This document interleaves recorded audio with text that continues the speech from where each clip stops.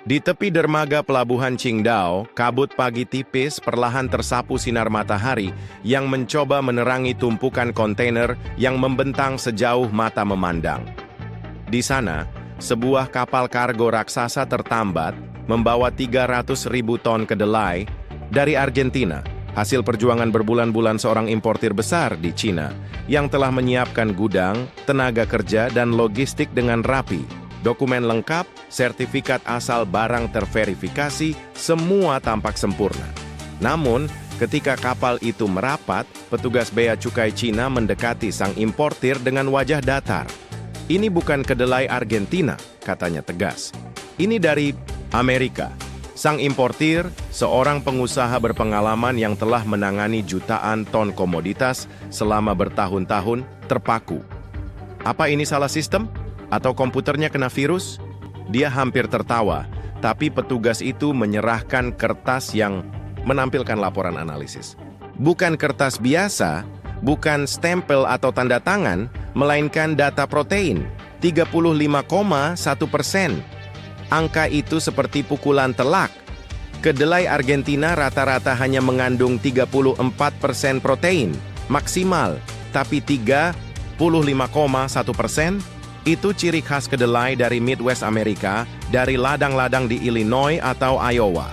Petugas melanjutkan, karung kedelainya buatan Amerika dan rute GPS kapal tidak sesuai dengan dokumen ekspor resmi Argentina.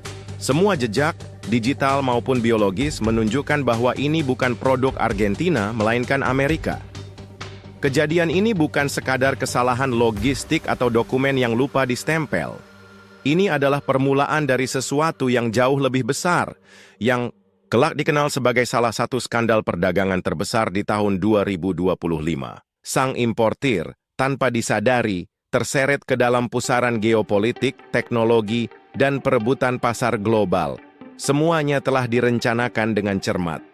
Kontrak senilai $200 juta telah ditandatangani, pembeli di Cina menanti, dan pemasok di Argentina menjamin keaslian barang. Sang importir telah memeriksa setiap detail, sertifikat asal, laporan kualitas, hingga nomor seri karung. Namun, Bea Cukai Cina tidak hanya memeriksa kertas.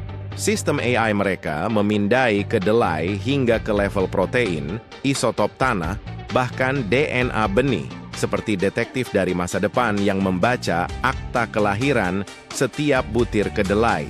Dan menurut sistem itu, kedelai ini bukan dari Argentina. Ini dari Amerika, disamarkan dengan dokumen palsu. Sang importir berusaha mencari celah. Dia menghubungi pemasok di Argentina yang bersumpah barang itu asli, tapi bukti terus menumpuk. Karung kedelai memang bertanda Made in USA dengan logo perusahaan yang biasa menangani ekspor dari Nebraska. Data GPS kapal menunjukkan rute tidak langsung dari Buenos Aires seperti seharusnya, melainkan mampir ke pelabuhan yang tidak tercatat. Yang paling memberatkan adalah analisis protein. Cina memiliki teknologi AI yang mampu membedakan karakteristik protein kedelai berdasarkan asal geografis. Midwest Amerika memiliki tanda khas 35,1% protein karena tanah dan iklim di sana berbeda dari pampas Argentina. Argentina tidak pernah mencapai angka itu. Kabar buruk datang bertubi-tubi. Kontrak $200 juta dibekukan. Pembeli Cina mundur, panik. Argentina mengajukan laporan ke WTO, menuduh Amerika melakukan sabotase perdagangan. Lebih dari 70% ekspor kedelai Argentina ditujukan ke Cina. Jika Cina berhenti mempercayai kedelai mereka, petani Argentina bisa kolaps. Mereka kini harus membuktikan bahwa kedelai mereka benar-benar lokal, bukan barang rekondisi dari ladang Amerika. Dan ini bukan kasus terisolasi. Akhir 2024, Cina juga menahan 200.000 ton kedelai yang diklaim dari Argentina, tapi ternyata berasal dari Amerika. Polanya sama. Protein terlalu tinggi, rute GPS mencurigakan, karung bekas ekspor Amerika. Ini bukan kebetulan. Ini strategi. Sang importir mulai menyadari bahwa dia bukan hanya korban kesalahan sistem. Dia terseret ke dalam permainan yang melibatkan perang dagang yang kian memanas. Pada April 2025, pemerintahan Trump memberlakukan tarif 145% untuk barang-barang Cina.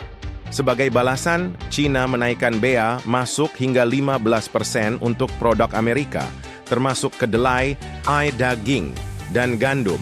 Ekspor kedelai Amerika ke Cina yang dulu mencapai 36 juta ton pada 2016, anjlok 39% hingga tinggal 22 juta ton pada 2024.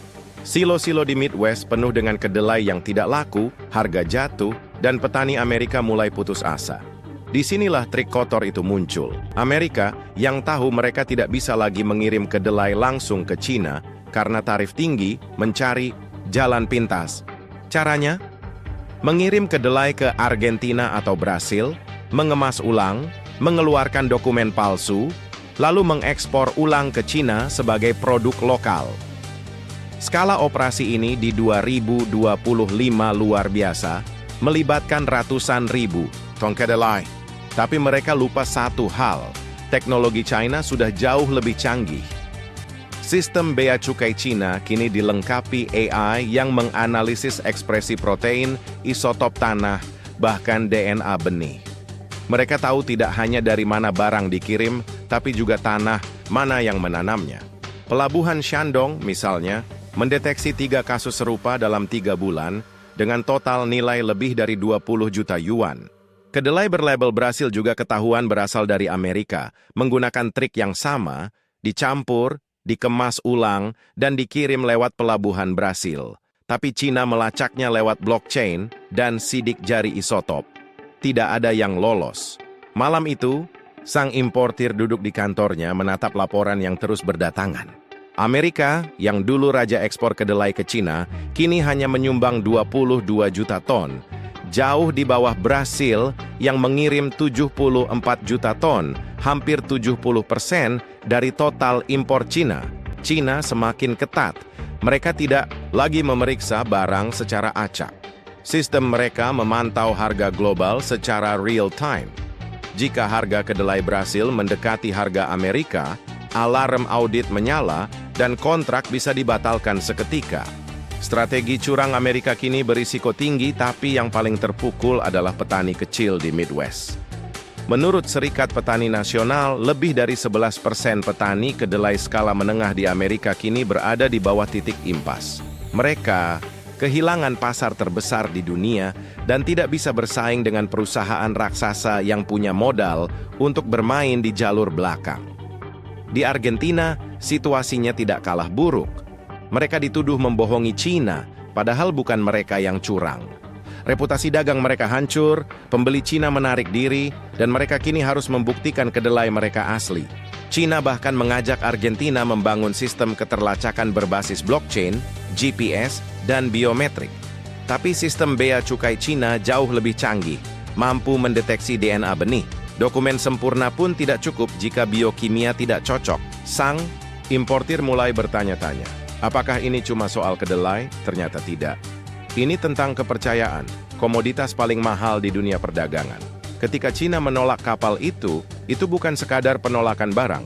Itu pernyataan bahwa mereka, dengan teknologi mutakhir, bisa membaca masa lalu setiap butir kedelai dan memprediksi niat buruk di balik dokumen sah.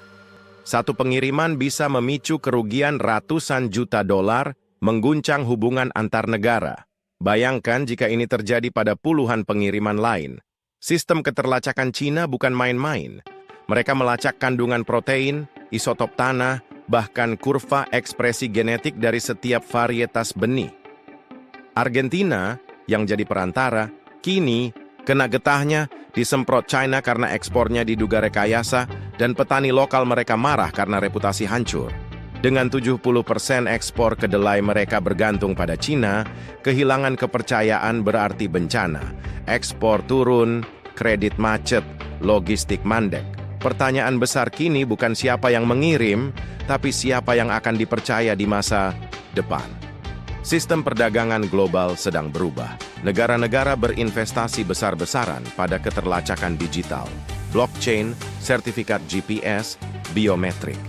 Setiap produk kini punya akta kelahiran digital. Amerika semakin terjepit, akses ke pasar Cina tertutup perlahan. Brasil, Paraguay, bahkan negara-negara Afrika Barat mulai naik karena mereka mau bermain sesuai aturan baru, transparansi. Cina bukan hanya pembeli, mereka kini penentu pasar. Dengan membatalkan kontrak atau melepas stok cadangan, mereka bisa membuat harga kedelai dunia anjlok 7% dalam 72 jam.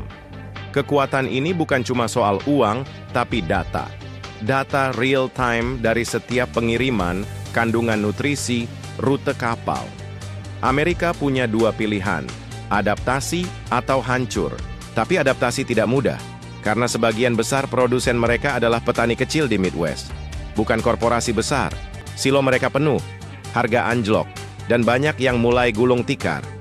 Sang importir menatap laut dari dermaga, kapal itu masih di sana, menunggu nasib. Dia tahu ini bukan akhir.